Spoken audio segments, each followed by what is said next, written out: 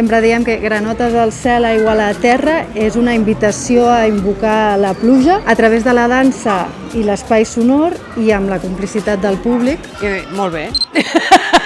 Ara estem en una fase en què estem intentant provar un inici per veure si tenim una estructura ja més o menys clara, dramatúrgica, i llavors diguem-ne que el fet de venir a Fira Tàrrega ens permet provar i testejar aquesta estructura. Com ha explicat abans la Raquel, com que és una peça que necessitem del públic per poder-se fer, doncs necessitem poder fer assajos oberts per poder testejar aquests jocs i dinàmiques que entren dins d'aquesta estructura que estem provant. I realment venir a Tàrrega ens ha servit moltíssim perquè veiem la cultura que teniu aquí, d'implicació, de participació, i realment és un regal.